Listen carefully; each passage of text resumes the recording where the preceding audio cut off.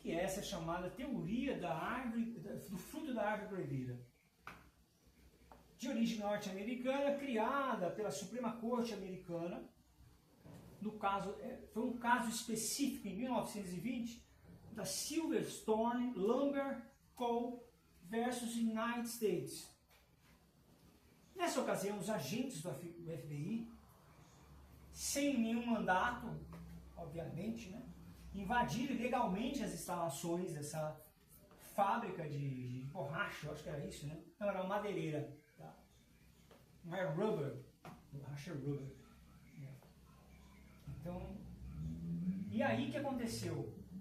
A Suprema Corte rejeitou o argumento afirmando que se a árvore estava envenenada, porque eles acharam documentos que provavam uma certa inadimplência fiscal dessa madeireira, mas a Suprema Corte rejeitou com o argumento que se a árvore está envenenada, seus frutos também estarão anulados. Todas as provas derivam da ação ilícita.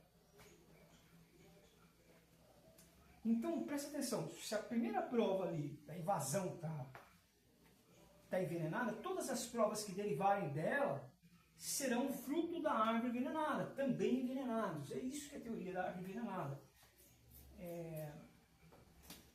Fala que ela surgiu aqui em 1920, a aplicação dela surgiu em 1920, com a Silverstone Lumber versus United States, que era uma madeireira.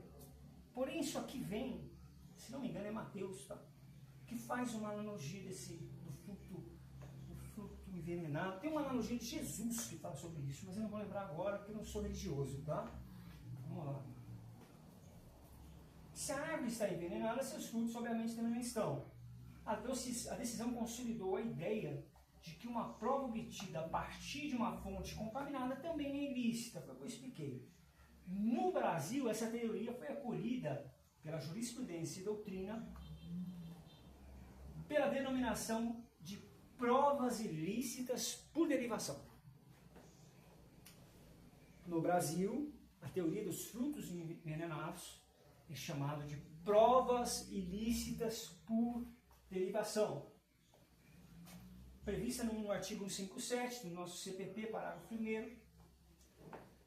Assim, quando uma prova originária ilicitamente, confissão mediante certura, todas as provas que derivam dela serão derivadas de uma ilicitude. Então, provas ilícitas por derivação. Perfeito? Provas ilícitas, já expliquei que devem ser desentranhadas dos autos. Teoria da proporcionalidade, já falei.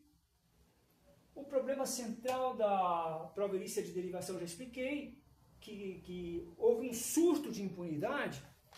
Que começou a fazer? Depois de 1920, que começaram a utilizar qualquer coisinha que acontecia no processo, falava que era fruto da árvore envenenada.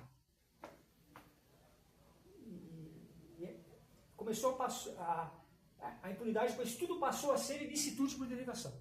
Acontecia um errinho no processo, um vício lá, ilicitude por derivação. Aí a teoria da proporcionalidade surgiu para tentar corrigir esse desequilíbrio. Lembra a colisão de princípios que eu expliquei? A pessoa entra numa casa sem mandado judicial, mas encontra uma pessoa que está sequestrada, percebe que tem uma colisão de princípios, vai ter um juízo de razoabilidade, proporcionalidade, justamente prevalecendo o bem maior, que é a vida daquela pessoa, a segurança daquela pessoa. Nesses casos são admitidos. Começou a ponderar. Eu já expliquei no vídeo anterior o que é. Agora, não foi suficiente a teoria da proporcionalidade, então tiveram que criar outras teorias, como teoria da fonte independente. Vamos lá? Vou explicar para vocês. Quando dentro de um mesmo processo coexiste duas fontes de prova, uma lícita e uma ilícita, paralelamente. A fonte lícita preserva todo o processo, para não deixar o processo cair. Porque antigamente, é fruto da árvore envenenada, caiu o processo, era anulado. Se a prova puder ser obtida de forma legítima, sem relação causal com a prova ilícita, ela tem uma autonomia, ela não tem relação causal com a prova ilícita. Então, a existência dessa fonte independente impede a contaminação e mantém o processo válido. Talvez as provas ilícitas são desentranhadas, mas o processo continua. Essa teoria foi criada quando a investigação possui caminhos paralelos, sendo um deles legítimos e o outro ilegítimo. Se a prova lícita foi produzida de modo autônomo, não se pode declarar o processo nulo apenas porque existe prova ilícita nos autos. Um julgado do STJ mostrou esse raciocínio, né, que tinha uma investigação de drogas da polícia militar, que não pode investigar, e a polícia civil. O MP entrou, eles descobriram lá a quadrilha de droga, tal, o MP entrou e falou que tem que derrubar todo o processo inteiro é nulo, porque a polícia militar não pode investigar. Qual foi o entendimento do STJ? Que tinha duas fontes distintas, uma lícita, outra ilícita, aplicando a teoria da fonte independente. Assim, o processo foi preservado, pois a prova autônoma produzida licitamente impediu que a contaminação se estendesse a todo o conjunto probatório. Essa teoria de licitude por derivação, ela não se estende ao infinito. Por quê? Teoria da proporcionalidade, teoria da fonte independente. Aí vem a terceira, né, considerando a teoria da proporcionalidade, que é a teoria do nexo causal atenuado. Essa é bem simples de entender. O que significa? A distância entre a prova ilícita originária, a prova ilícita de origem, e a prova derivada de ilicitude, ela é reduzida, sua contaminação, quanto maior a distância temporal ou causal. Existe uma redução da sua contaminação, quanto maior a distância temporal e causal entre a prova ilícita e a prova derivada. Menor será o grau de contaminação. É como se a prova passasse por várias etapas de purificação. Um exemplo que dá, você pega um copo numa piscina contaminada, você coloca em outra piscina, aí que está limpa. Aí você pega outro copo dessa piscina, põe em outra piscina que está limpa. Você vai chegar num ponto que essa prova vai se tornar pura. Não pura especificamente a palavra, mas ela passa a ser aceita, porque houve uma atenuação. Por quê? A distância entre a prova ilícita originária e a prova derivada pode reduzir ou eliminar a contaminação. Quanto maior a distância temporal e causal entre a origem ilícita, quanto maior a distância temporal e causal entre a origem ilícita e a prova derivada de ilicitude, essa prova passa a ser lícita. Perfeito? A farmácia já está vindo aqui. Posso passar? Pode.